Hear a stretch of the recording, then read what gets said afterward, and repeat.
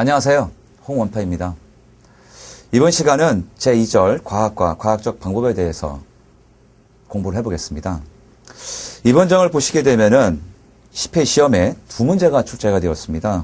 특히 과학의 특징에서 그 과학과 조사하는 과정에서 연역법을 이해하는 문제가 나왔었습니다. 그러니까 아마 올해도 그 연역법과 또 균합법에 대해서 분명하게 여러분들이 그 짚고 넘어가야 될 과정인 것 같고요. 두 번째는 윤리에 대해서 물어보는 질문이 나왔었습니다. 아마 이 부분은 지속적으로 강화가 되어야 할 부분인 것 같고요. 여러분들이 윤리에 대해서, 사회복지사 윤리에 대해서 좀 집중적으로 고민을 해나가면서 해나가야 될 사항인 것 같습니다. 먼저 그 페이지 24페이지 보시겠습니다. 과학의 목적. 과학이 뭘까요? 과학에 대해서 좀 살펴볼 수 있는 시간을 먼저 알아보겠습니다. 과학이라고 하는 것은 현상에서 우리가 여러 가지 현상이 있습니다. 자연 현상이든 사회 현상이 있는데 그 현상을 알아가는 과정입니다. 현상을 어떻게 하면 정확하게 우리들이 알까? 그런 과정을 추구하는 것이 과학적 방법이고 또 과학이라고 할 수 있는데 그런 과학의 속성에 대해서 잠깐 살펴볼 수 있는 시간을 가져보겠습니다. 과학은 굉장히 체계적인 과정입니다. 체계적인 과정이고 또 논리적인 과정이면서 반복적인 결과를 통해 가지고 같은 연구 결과가 나와야 된다고 하는 특징이 있습니다. 여러분들 교재에 보시게 되면은 과학의 목적이 있습니다. 첫 번째, 과학은 지식을 제공을 해준다고 합니다. 과학은 지식을 제공해 줍니다. 현상이 왜 존재하고 있고 또 어떻게 존재하는지 그것도 존재를 통해서 어떠한 지식을 제공해 주는지라고 하는 것에 대해 이런 여러 가지 현상에 대해서 지식을 얻고자 하는 것이 있습니다. 즉 과학의 관심은 경험적으로 검증 가능해야 되고 또 관찰도 가능해야 되고 여러 가지의 현상에 대해서 구체적인 결과를 가지고 있어야 됩니다. 하지만 우리의 가치관이라든가 또 뭐 신념 또 뭐 신앙, 철학 그런 것에 대해서 과학은 다루고 있지 않습니다. 두 번째 과학의 목적을 보시게 되면은 규칙성의 일반화입니다. 규칙성의 일반화. 이 같은 경우에는 자연현상이나 사회 속에는 어떠한 일정한 규칙과 또 일정한 질서와 일정한 유형의 패턴이 우리가 작용한다고 봅니다. 예를 들어서 봄이 있게 되면 여름이 있습니다. 여름이 있으면은 가을과 겨울이 있습니다. 이런 식으로 자연현상 속에서는 어떠한 일정한 패턴의 유형이 있다고 하는 것을 저희가 알 수 있습니다. 여기에는 객관성이라고 하는 동일한 과정을 밟을 경우에 항상 언제나 동일한 결과를 경험한다고 하는 간주광성에 가깝다고 하는 얘기도 있습니다. 이 부분은 과학의 특징에 대해서 좀 더 구체적으로 살펴볼 수 있는 시간을 가져보겠습니다. 모 기관에서 근무하고 있는 사회복지사가 예를 들어서 사회복지사가 매번 아침 일찍마다 9시까지 출근을 해야 되는데 5분 늦습니다. 5분 늦습니다. 매번 늦습니다. 그래서 어떤 행사 모임에 시간을 정할 경우에 그 사회복지사는 매번 5분 늦기 때문에 10시에 정각에 행사 모임을 가진다고 했을 경우에 9시 50분에 잡는 경우도 있습니다. 이렇듯 현상 속에서는 항상 질서가 있고 또 규칙이 있고 그런 걸 통해서 일정한 패턴을 우리들이 발견을 할 수 있다고 하는 그런 과학의 목적도 있습니다. 세 번째는 변수들 사이의 관계를 기술하고 설명하는 또 과학의 목적도 있습니다. 관계, 굉장히 어렵습니다. 인과관계. 어떤 결과라고 하는 현상을 봤을 적에는 그 결과에는 반드시 원인이 있습니다. 그 원인을 정확하게 알아내는 것이 과학의 가장 중요한 목적 중에 하나입니다. 여기를 보시게 되면 연구 대상에는 다수의 변수가 있고 또 과학은 이러한 변수들 사이의 관계를 설명하기 위해서 인과관계를 밝힌다. 인과관계. 나중에 보시게 되면 상관관계에 대한 부분도 있습니다. 인과관계. 상관관계는 현상에 대해서 기술을 하는 겁니다. 하지만 인과관계는 그 결론이라고 하는 것을 원인이 반드시 설명할 수 있는지, 즉 설명에 대한 관점을 갖고 있는 것이 인과관계입니다. 네 번째 보시게 되면은 과학의 목적 중에 네 번째는 이론을 바탕으로 현상을 예측을 한다고 하는 것입니다. 즉 관심의 대상이 되는 경험적 사건이나 행태를 포괄해가지고 설명할 수 있는 일반 법칙을 개발해서 그러한 지식을 결합해가지고 사건에 대해 예측하는 것입니다. 아까 말씀드린 것처럼 사회복지사가 매번 5분씩 지각을 했을 경우에 그런 유형과 패턴의 어떤 것을 예측을 해가지고 다음에 모임 장소를 5분 늦게 설정하는 경우도 이 경우에 이 범죄에 속한다고 할 수 있습니다. 예를 들어서 요즘 같은 경우에는 그 베이비 부머 세대, 노인 세대들에 대한 사회 참여가 굉장히 지금 걱정거리이고 또 사회적으로 대두가 되고 있습니다.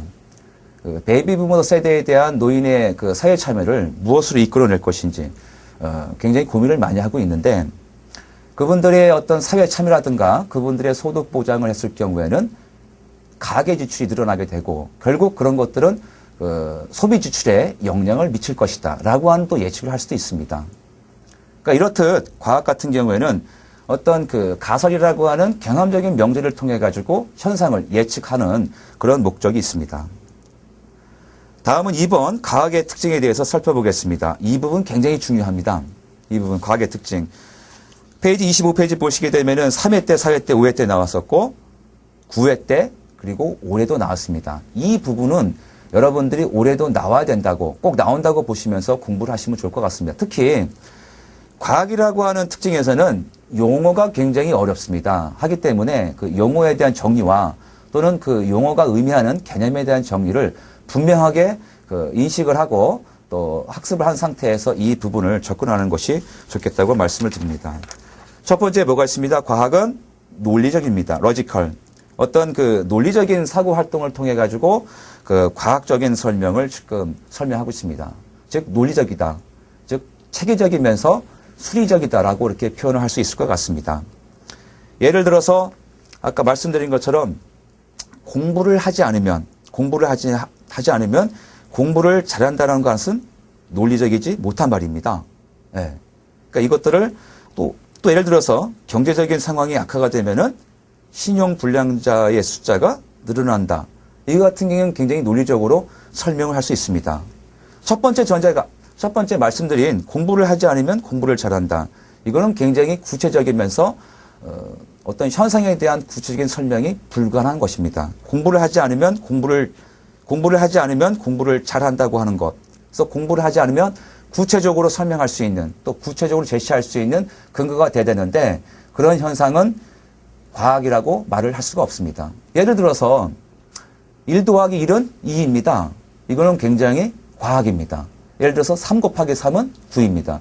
이런 식으로 분명하게 설명할 수 있는 즉 사고활동으로 묻혀져 있는 것이 논리적이다라고 설명할 수 있습니다. 두 번째는 결정론적이라고 얘기합니다. 결정론적. 이 챕터에서 어떻게 보면 되게 중요하고 또 의미 있다고 제가 생각할 수 있는데요.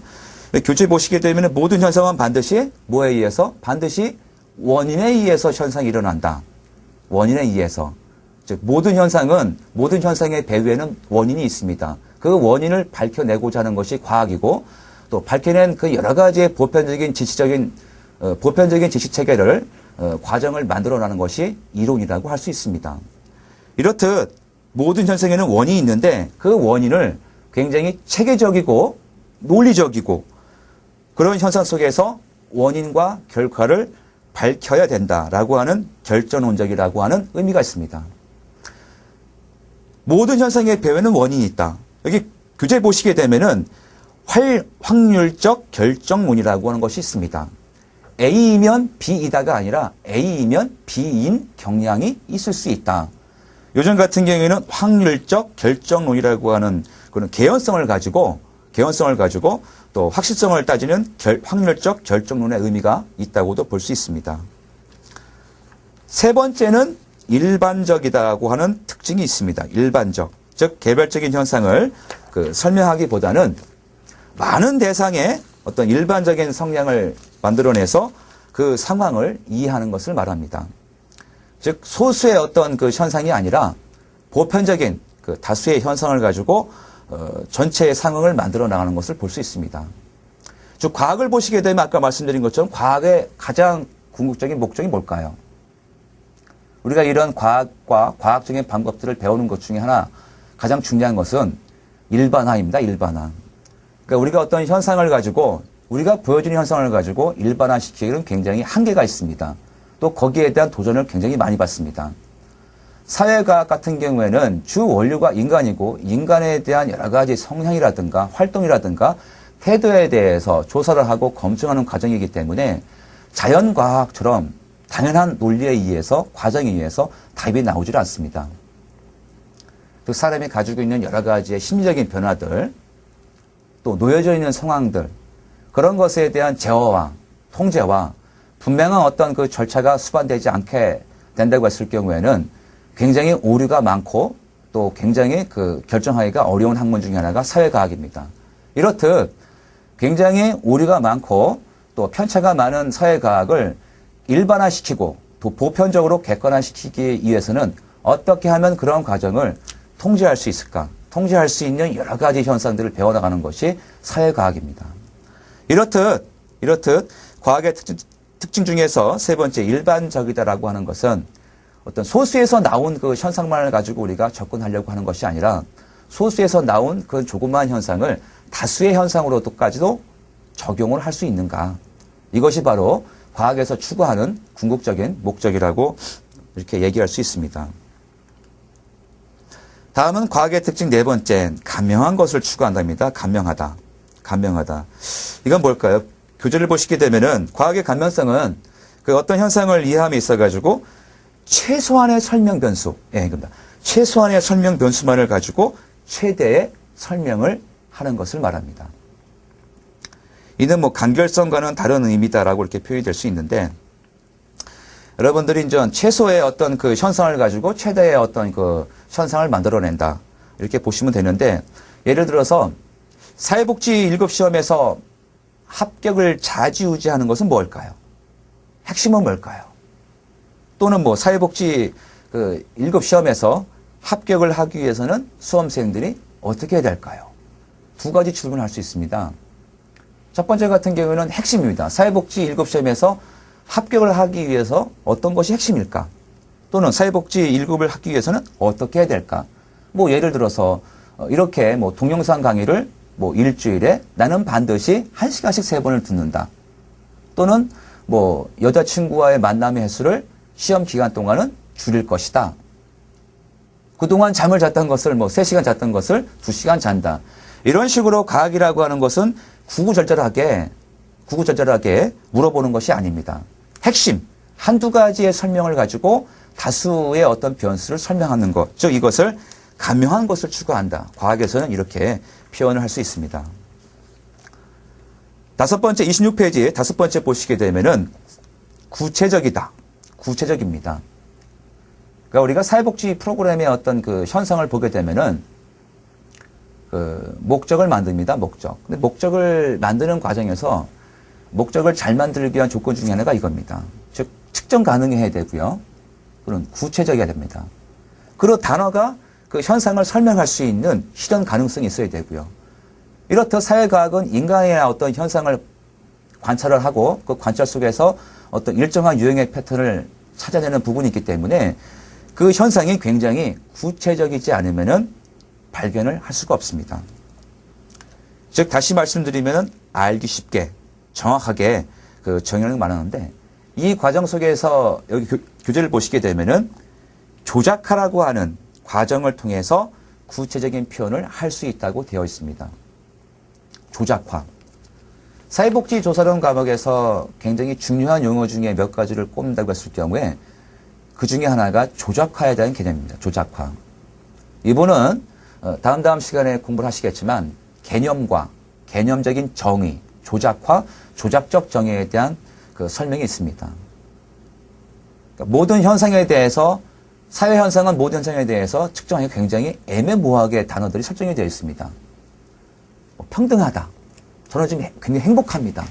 그럼 행복한 기준을 무엇으로 설명할 수 있을까요? 물어봤습니다. 그럼 사람마다 느끼는 정도는 다 차이가 있습니다. 행복하다. 이따가 강의 끝나고 저녁 때 가족과 같이 식사를 하게 되니까 행복하다. 그렇게 또 표현할 수 있습니다.